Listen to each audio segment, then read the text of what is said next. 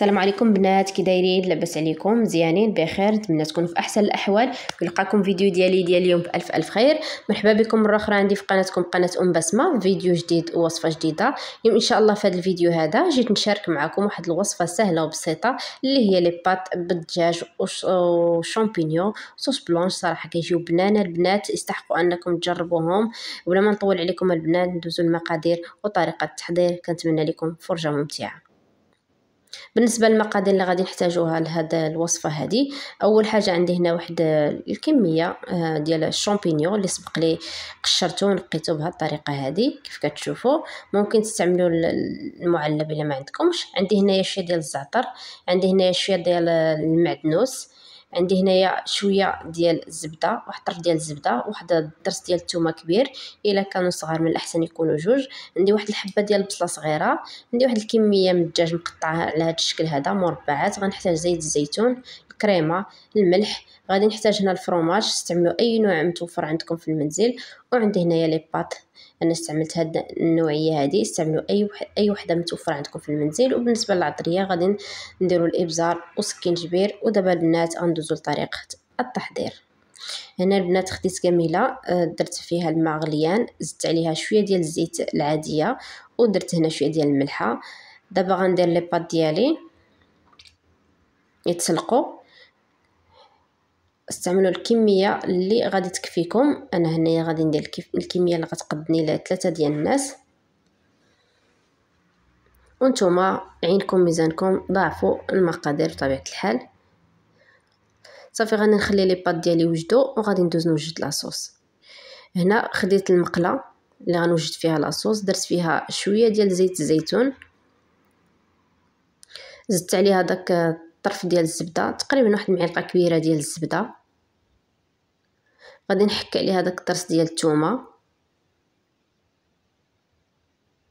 كيف كتشوفوا البنات. صراحه الوصفه سهله وبسيطه، والاهم انها كتجي بنينه ما تشبعوش منها البنات. الا جربتوها اكيد غادي تعجبكم وغادي تعجب وليداتكم. غادي ندير هنايا البصله، انا استعملت حبه صغيره ديال البصله. غادي نشحر هاد البصيله هذه مع الثومه وفي هاد الزويته والزبده. غنزيد عليهم واحد شويه ديال الملحه باش البصله تنزل معايا واحد شويه. صافي غادي نبقى كنحرك واحد دقيقه حتى ل2 دقائق حتى تدبل معايا البصله هكذا. هنا البنات من بعد ما طاحت معايا البصله غنزيد عليها الشامبينيون اللي قطعته على هذا الشكل هذا. صافي غادي نبدا نحرك الشامبينيون حتى هو نخلطو مزيان مع ديك البصله كيف كتشوفوا. ايوا هنايا من بعد ما قلبت هذا الشيء مزيان غادي نزيد الدجاج. استعملوا كميه اللي بغيتو، انا استعملت هنا كميه قليله يعني ما كثرتش. غادي نحرك هاد الخليط هذا مزيان، غنحرك كلشي حتى يتقلى مزيان على خاطرو. غنزيد شويه ديال الملحه، وغادي ندير دابا العطريه، غنزيد الابزار،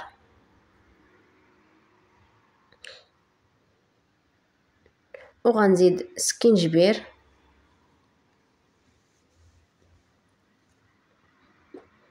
كيف كتشوفوا البنات صراحه وصفه سهله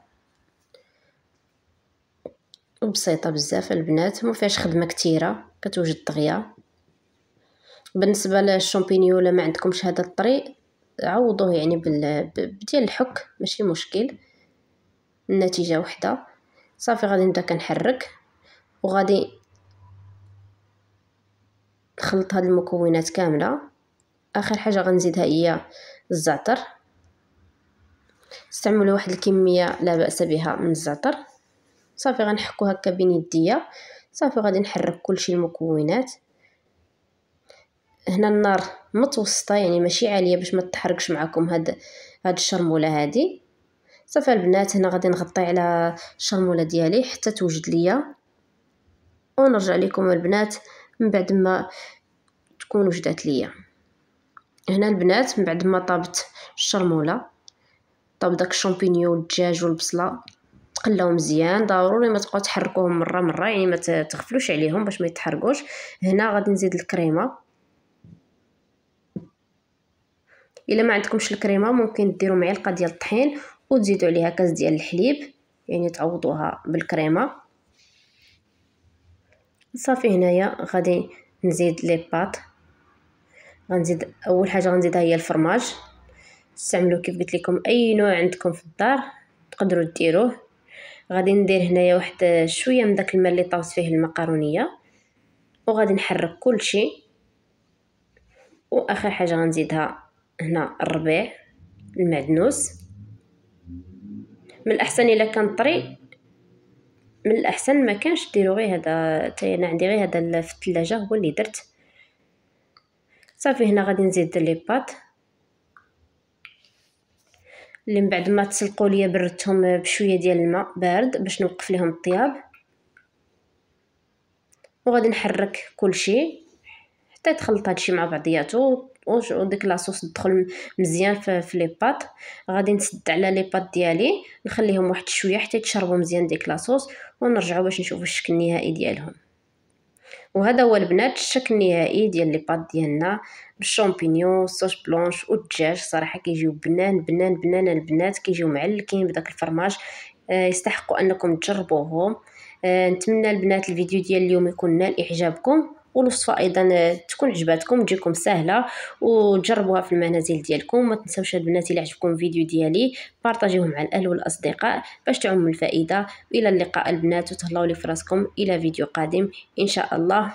ما تنساوش ما تخليو لي تعليق اسفل الفيديو. والى اللقاء البنات، وتهلاو لي فراسكم، وعواشركم مبروكه ورمضان مبارك سعيد. دخل عليكم بالصحه والهنا ان شاء الله يا ربي.